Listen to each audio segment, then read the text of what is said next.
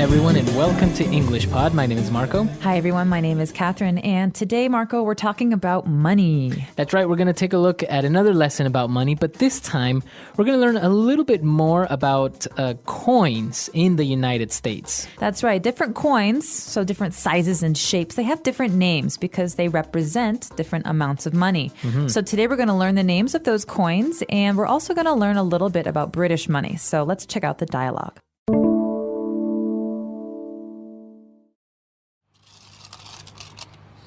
Help me organize these coins? That's a lot of money. What'd you do, break the piggy bank? Yeah, I'm going to go to the bank and change it for bills, but first I have to separate them into little piles. Okay. I'll find all the quarters and dimes while you sort the nickels and pennies. Great, then we can add everything up and take it to the bank. I found some coins that are not from here. Oh yeah, those are from my trip to London. I have like 90 pence, but in all it won't add up to £1. Are you sure the bank will change these coins for you? Hopefully. All right, we're back, so let's take a look at some of this language on Language Takeaway. Language takeaway. So first up, Marco, we have this funny phrase, break the piggy bank. What is a piggy bank? That's right, a piggy bank. Now, you may have seen this. It has the shape of a little pig. It's usually made out of plastic or ceramic. And it has a little hole at the top where you can put in coins and just basically save your money there. All right, so this is a pig-shaped bank, but it's a bank you keep in your room. Mostly children have these, right? Yeah, so if you want to save your change or you want to save some of your coins that you have or teach your children about saving money, then usually they have a little piggy bank where they can store their money. So when you break the piggy bank, usually these were made of ceramic. So to spend the money, you have to decide when it's very, very special or important. So you have to break the entire bank. Right. And that's when you take all the coins you've been saving. Exactly, because they didn't really have a little hole where you could take it out from. So when you wanted to take your money out, you literally had to, break it. Break it. All right. So that's the piggy bank. But what do we store inside a piggy bank? We don't store bills, do we? That's right. No, we store coins. So this is an interesting word, bill, like the name Bill Clinton, for example. Bills are the paper money that we use. All right, but not capitalized like a name because this is a common noun. Bills represent all paper money. So I could ask for change. Could I have the change in bills, please? That's right. And if I'm at a store, they'll give me bills, maybe a $5 bill, or $10 bill. And this also counts for other currencies. So if I'm in China, I might get my renminbi, my yuan, in bills. So it's just a general name for paper money. That's right. So, but what we store in the piggy bank are coins. Now, talking specifically about the types of coins or the different amounts that these represent, let's take a look at those more in detail. All right, so first up, we've got quarters. Now, this should be pretty easy if you know your time, because a quarter is 1/4 of something. Right. So if we're talking about money, it's a quarter of a dollar or 25 cents. That's right. So 25 cents or a quarter of a dollar or 1/4 of a dollar, we just call it a quarter. So, most machines or payphones, you need to insert quarters. That's right. So you can recognize the quarter because it's the biggest coin and it has a big eagle on one side. And on the other side, it has George Washington's head. George Washington, that's right. Now, the next in line or the next coin that we're going to take a look at are dimes. Dimes. Now, these are also recognizable because they're the smallest coins, but that does not mean they're the smallest amount. Right. Dimes are actually the second largest. They're 10 cents. They're 10 cents or 1/10 of a dollar.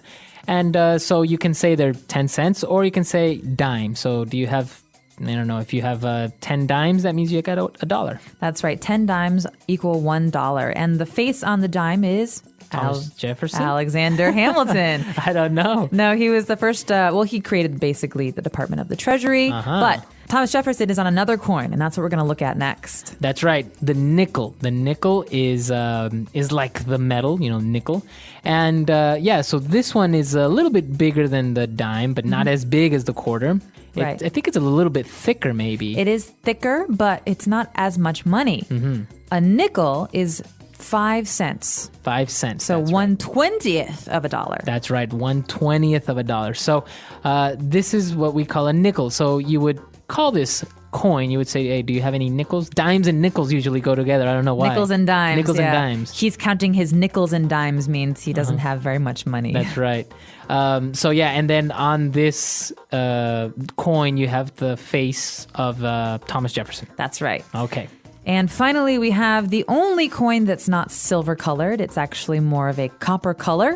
That would be the penny. The penny, that's right. 1 cent or 1 penny is the smallest of the coins, and actually you need 100 of these to make $1. That's right. So this is very unique because it's a different color. It's the smallest amount. And the face on this coin, do you know this one? Yes, this one is Abraham Lincoln. Correct. All right. So we've got all these important people. All of them were presidents, actually, except for Alexander Hamilton. That's right.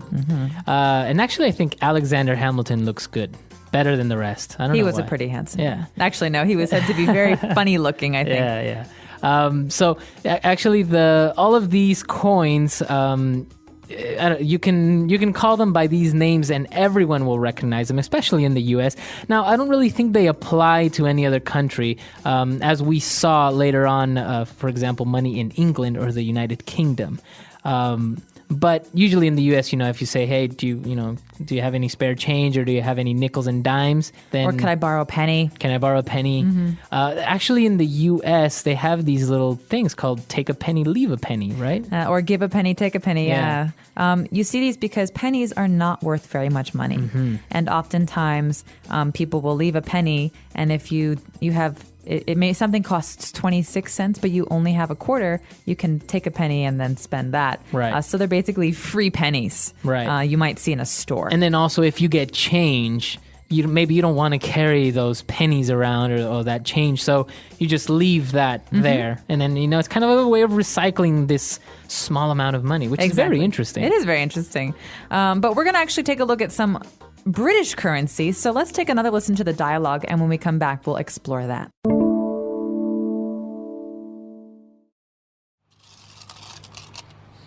Help me organize these coins. That's a lot of money. What'd you do? Break the piggy bank? Yeah, I'm gonna go to the bank and change it for bills, but first I have to separate them into little piles. Okay. I'll find all the quarters and dimes while you sort the nickels and pennies. Great, then we can add everything up and take it to the bank. I found some coins that are not from here. Oh yeah, those are from my trip to London. I have like 90 pence, but in all it won't add up to £1. Are you sure the bank will change these coins for you? Hopefully. All right, we're back. So let's take a look at these British words on Language Takeaway Part 2. So here we've got British currency. The pound, right, is the name of the currency. So in America, we have the dollar. In Britain, we have the pound. Is it the sterling pound? Yeah, pound sterling. The pound sterling, okay. Pound sterling. And I think that has to do with weight, I'm sure. But here we've got it divided into small and large quantities. So where we have coins, we might have pence. Sounds like cents. Right, exactly. And I think actually the penny might come from the British term pence. I'm sure it does. They're very similar, and the meaning is basically 1/100th of a pound. Right, exactly. And a pound is basically what you would say in the U.S. a dollar. A pound is the currency of England. But actually, you know how in the United States people would say, $100, Yeah. which would be $100? Over there they say 100 quid. Quid. So yeah, this is actually important slang. In America, I would spend $5 at the movies. In Britain, I would spend 5 quid. And now that's a slang term for £1. That's Yeah. right. And actually I've heard also like 50p, which I think means 50 cents. Yeah, pence, cents. Pence. Yeah, so 50p. So you could say this pack of gum costs 50p. So 50 pence. That's right. Half of a pound. So as you can see, obviously the currencies are different, but also it is interesting to learn the way that you would say it locally. So, next time if you are in Britain or you're talking to an English person, then you'd know if they say, 50 quid, you understand they're talking about 50 pounds. Exactly. So, but they don't use the euro over there. No, they don't. Not in Great Britain. They do use the euro on the continent. So France, Italy. And the euro is the name of that currency. Okay. All right. So a lot of great stuff. And now lastly, although we saw it at the beginning of the dialogue, let's talk about what this person wants to do. He wants to change these coins into bills. That's right. So the verb when you need to exchange money is to change money. So let's say if I go to England and all I have is dollars, I would say I want to change money. Okay. You could also say exchange, but when we're speaking to one another, we normally just say change. So. Right. Right, because even the places are sometimes called like money changers. You know, they Yes. say that or something like that. Exactly. And so if I want to change money, that means I want to maybe change dollars for euros or dollars for pounds. But this also can mean I want to change a dollar for some quarters. Right, right. Because I need quarters for like a laundry machine or a Right, telephone. Right. And I've heard also the term is to break. So if maybe you have a $10 bill and you need maybe a $5 bill, but you don't have one, you ask the person to break that money. So you say, can you break this bill? Yeah, and that actually makes sense because a bill, normally you break something that's big into smaller pieces. So if you think about it, if I break a glass, it becomes many pieces. Well, if I break a $5 bill, I want maybe $1. I get 5 of those. There's one piece and then it breaks into many pieces. So to break means to ask for smaller change. That's right. So maybe next time you guys need change, you can go up to someone and say, excuse me, can you change this $5 bill for me? Or can you break this $5 bill for me? That's right. All right. So a lot of interesting language, very useful stuff. Let's listen to the dialogue one last time.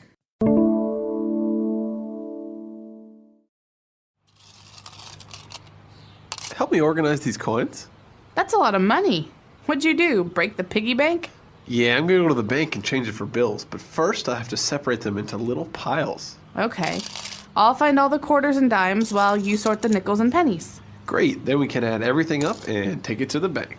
I found some coins that are not from here. Oh yeah, those are from my trip to London. I have like 90 pence, but in all it won't add up to £1. Are you sure the bank will change these coins for you? Hopefully. All right. Coming back to the topic now. You seem to know a lot about this stuff. Let's test your knowledge here. On the $100 bill, who do we find? What president or one person? Benjamin Franklin. That's right. But he wasn't a president, right? He was not. He was a very important figure in American history. Many people are familiar with the story of Benjamin Franklin and the kite with the key on Right, it. So and he discovered electricity. That's right. He was a very important inventor and also an important person when it comes to the creation of America. That's right. Now, the smaller of the bills would be the $1 bill. And actually, now you have a $1 coin as well. But on the $1 bill, do you know who's on there? I think is George Washington also, I think so, right? yeah. So he's on the quarter and on the $1 bill. We like to recycle our presidents. The $20 bill then would be Abraham Lincoln, right? Oh, that's right. So they're actually on. That's These kind are of unfair, though. Favorite presidents in the United States. So yeah. But they haven't changed over time. Like in other countries, you see that that they change according to the important person that's in government, or maybe like for example in China, you have Chairman Mao on there, which before you didn't, or in England you have Queen Elizabeth. Before was the previous ruler, which I think was King George the Sixth. So, but in the U.S., you guys flat out 100 years ago, these guys haven't changed them since then. Well, I think what's America likes to celebrate its creation. And which so is still a very young 1776 country, right? Right, 1776, so it's only been, 240 years. So yeah, the idea is basically that we celebrate the founding, so the beginning of the Republic, and the men who are involved in that, they're called the founders. George Washington, James Madison, Alexander Hamilton, all of Benjamin Franklin. These people were very important in the history of America, and that's why we celebrate them on our money. The one exception, of course, is Abraham Lincoln. Right. He was from the 1860s. Right, as you 16th remember. president. That's yeah, right. and he was very important because of the Civil War and a lot of the changes that later happened to our Constitution. And so he's another person who's maybe added on.